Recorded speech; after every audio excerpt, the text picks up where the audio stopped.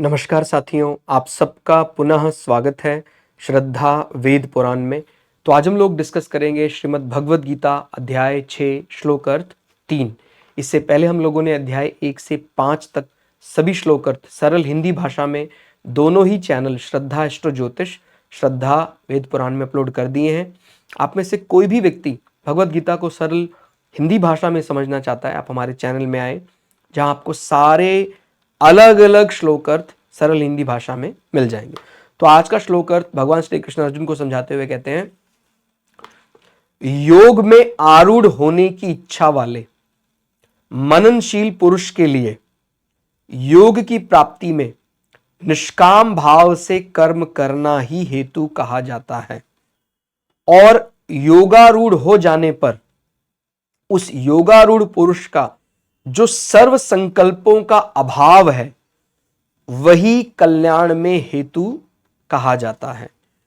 तो किस प्रकार से हमारा अंततोगत्वा कल्याण हो सकता है, भगवान ने वो बात हमें यहां बता दी।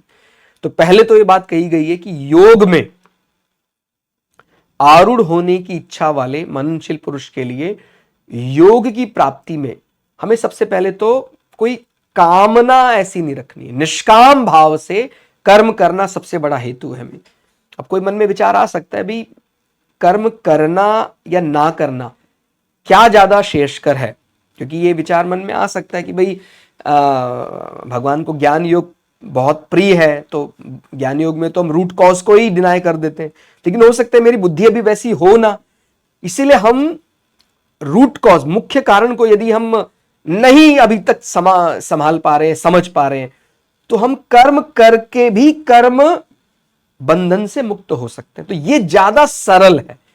माने एक तो ये है कि भाई उसके रूट कॉज को है ही नहीं, वो है ही नहीं, वो है नहीं, ये थोड़ा कठिन है। तो इसलिए कह रहे काम करिए आप, लेकिन उस काम का जो फल है वो निष्काम होकर करना अपने को, कि भाई वो मैंने तो अपना प्रकृति की सेवा समझकर निष्काम भाव से कर्म करना भगवान ने ज्यादा श्रेष्ठकर बताया।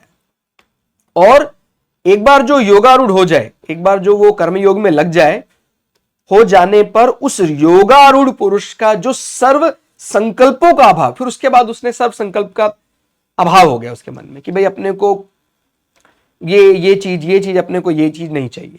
तो जो सर्व संकल्पों का अभाव है वही हमारे लिए भाई कष्ट का कारण है। ये मैंने संकल्प किया मुझे ये मिल जाए, मुझे ये मिल जाए। अब जब सर्व संकल्पों का अभाव हो गया तो वो अब मैं इसका माने कल्याण मेरा होने वाला है। तो इसको थोड़ा और सरल यदि शब्दों में यहां समझे तो जो ये कर्म की बात कही गई है, देखिए बड़ी अच्छे से समझना है। कर्म तो दो प्रकार अलग अलग पुरुष भी कर सकते हैं। एक जो भोगी है, भोगी भी कर्म करता है और कर्मयोगी भी कर्म करता है, पर दोनों के उद्देश्य में बहुत भारी अंतर है। ठीक हो गया। एक आसक्ति रहित रखने के लिए, माने कामना पूर्ति के लिए कर्म करता है कि भाई मेरी ये कामना है, मेरा संकल्प पूरा हो जाए, इसके लिए मैं कर्म कर रहा हूं। और एक आसक्ति का त्याग करने के लिए कर्म कर रहा है। बहुत बड़ी बात। मैं वो काम इसलिए नहीं कर रहा हूं कि मुझे उससे कुछ चाहिए, मैं वो काम इसलिए कर रहा हूं कि मैं एक प्रकार कैसे उससे विमुख हो सकता हूं, इसका फल मुझे लालायित ना कर पाए, मैं वो स्वयं करके देखना चाहता हूं। ठीक हो गया। तो कर्म करने के माने एक तो फल के लिए, एक फल के त्याग से निवृत्त होने के लिए कि भाई मुझे ये भावना अपने मन में जगानी है। एक बार ऐसा संभव है, केवल कहा गया है। भोगी अपने लिए कर्म करता है और कर्मयोगी दूसरे के लिए कर्म करता है। ठीक है। इसको ऐसा भी माना जा सकता है कि भाई मैं सेवा भाव से कर रहा हूं, दूसरों के लिए कर रहा हूं, प्रकृति के लिए कर रहा हूं। योगारूढ़ होने में कर्म ही प्रमुख कारण है। ठीक है। अगर हम योगारूढ़ हो जाते हैं तो कर्म तो करना ही है। तो कर्म ही प्रमुख कारण है, क्योंकि फल की प्राप्ति में हमारी समता है या नहीं, ये कैसे पता लगेगा। अब मान लीजिए कोई कह रहा है कि नहीं मुझे कर्म फल से कोई लेना देना नहीं है, ये कैसे पता लगे। तो भैया आप पहले कर्म करें तभी पता लगे। जब आप कर्म कर रहे होंगे और कर्म करते करते फिर आपके मन में उसके लिए बड़ी लालसा जाग जाएगी, हाँ ये फल मेरा है, ये मैंने किया है, इसका माने आप तो उसकी माने समता जो है वो अभी आई नहीं है। अभी तो आपको अच्छा बुरा ये सब समझ में आ रहा है। तो इसीलिए योगारूढ़ होने में कर्म ही प्रमुख कारण है, क्योंकि फल की प्राप्ति अप्राप्ति में हमारी समता है या नहीं, ये इसी से पता लग सकता है। उसका हमारे पर क्या असर पड़ता है, इसका पता तभी लगेगा जब हम कर्म करेंगे। समता की पहचान कर्म करने से ही होगी। आपको बात समझ में आ रही है? यदि हम कर्म ही नहीं करेंगे तो हमें समझ में नहीं आएगा कि हम वास्तव में उस समता स्थिति को पाया है कि नहीं पाया है। अब कर्म करने लगे तो समझ में आने लगा कि नहीं, मैं तो उसके प्रति अच्छा या बुरा, वो भाव मेरा समाप्ति हो गया। ठीक है, तो ये सबसे बढ़िया तरीका है। तो भगवान ने भी यही इसकी पुष्टि की है। प्रकृति के पदार्थ जो अपनापन दिखता है, कई बार अगर ये मन में आता है कि अगर प्रकृति के पदार्थों में कुछ अपनापन दिख भी रहा है, पहली बात तो वो जड़ है और चेतन के साथ उसका कोई संबंध है नहीं, फिर भी यदि कोई अपनापन दिखता है तो उसका तात्पर्य क्या है? तो उसका तात्पर्य है कि उनको दूसरे की सेवा में लगाने का दायित्व हमारे पर है। अगर उन कुछ प्रकृति के तत्वों में, वस्तुओं में कुछ आपको अपनापन दिख रहा है, तो केवल यही अपनापन है कि उनको संसार की सेवा में लगाने का दायित्व हम पर है। अतः उन सबको दूसरों की सेवा में लगाने का भाव होने से संपूर्ण क्रियाओं का प्रभाव संसार की तरफ हो जाएगा और व्यक्ति स्वयं योगारूढ़ हो जाएगा।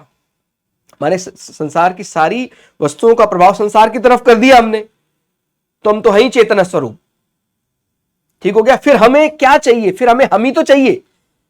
अभी हम माने जो हमारी दोष बुद्धि के कारण हमें ऐसा लग रहा है हमें हम नहीं चाहिए, हमें वो चाहिए, हमें वो चाहिए, हमें संसार चाहिए, हमें ऐसा लगता है, और तभी तक वो संकट बना रहेगा।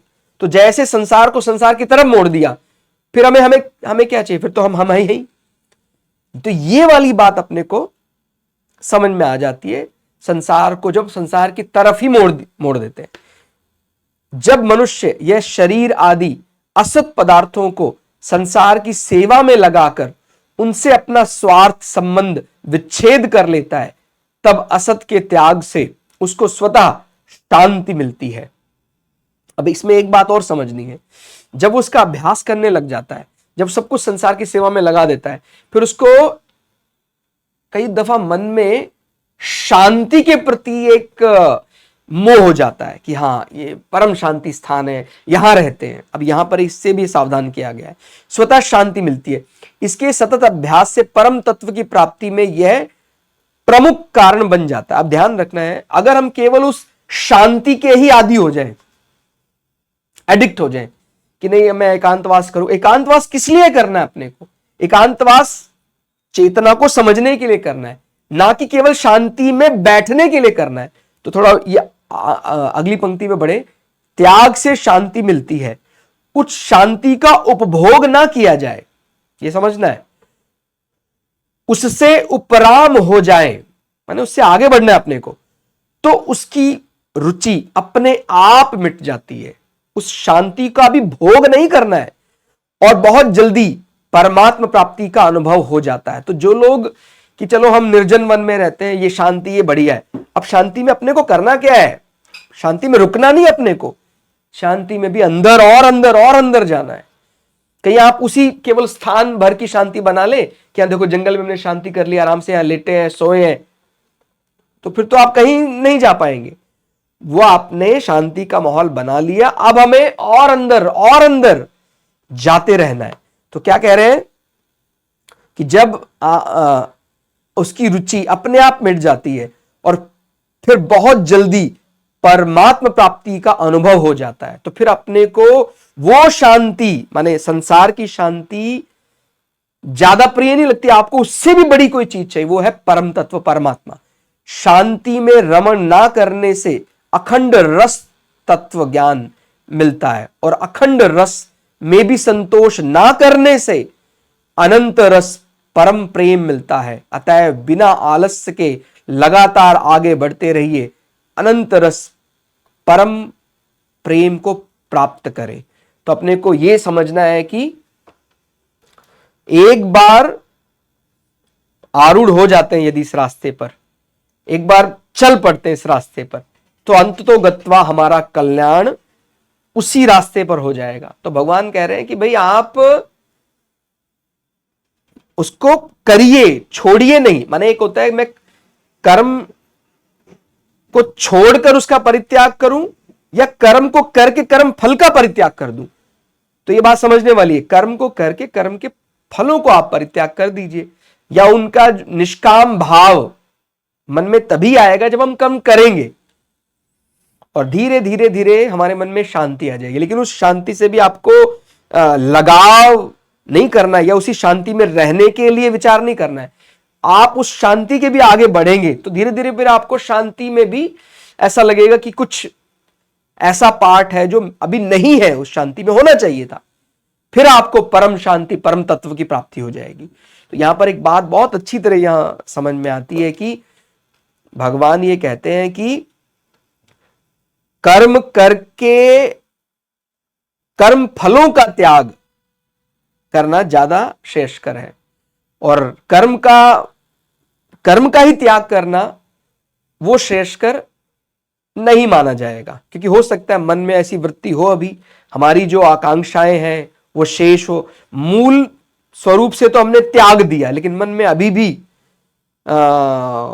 पिपासा विद्यमान है। तो कहते हैं एक बार कर्म करके देखिए आप, फिर निर्णय तो तभी होगा ना, सत्य असत्य का निर्णय तो तभी होगा। तो आप कर्म कीजिए, उसका फल अभी भी अपने को बड़ा ज्यादा परेशान करता है, तो अभी और प्रैक्टिस कीजिए, धीरे धीरे धीरे धीरे निष्काम हो जाइए पहले, और निष्काम होकर फिर उस पर आप आरूढ़ हो जाइए। इसके सतत अभ्यास से आपको परमानंद, परमात्मा, वही कल्याण आपको, वही आपके कल्याण का कारण बन जाएगा। तो आज के श्लोक अर्थ में फिलहाल इतना ही। श्लोक अर्थ आपको कैसा लगा कमेंट करके जरूर बताइएगा। मिलते हैं अगली क्लास में, तब तक के लिए जय श्री भगु पराशरा, जय श्री शुक्राचार्य, नमस्कार।